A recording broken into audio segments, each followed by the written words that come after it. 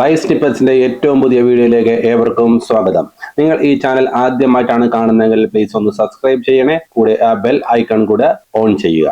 അപ്പോൾ നമുക്ക് വീഡിയോയിലോട്ട് പോകാം.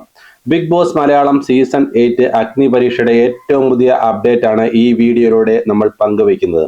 കഴിഞ്ഞ ദിവസത്തെ എപ്പിസോഡിന്റെ അതേപോലെ തന്നെയാണ് ഇന്നത്തെ എപ്പിസോഡും.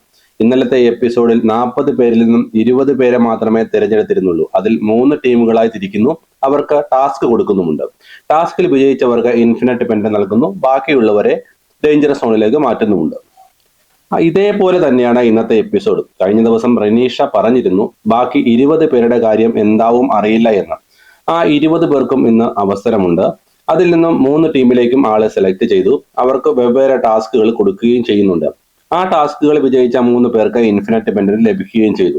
കഴിഞ്ഞ ദിവസത്തെ എപ്പിസോഡിന്റെ അതേ രീതിയിൽ തന്നെയാണ് ഇന്നത്തെ എപ്പിസോഡും ചെയ്തിരിക്കുന്നത്.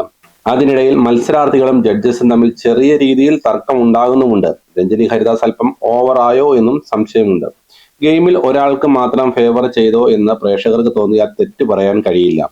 അഗ്നി പരീക്ഷയുടെ ഏറ്റവും പുതിയ അപ്ഡേറ്റുമായി അടുത്ത വീഡിയോയിൽ കാണാം. Thank you. Stay tuned.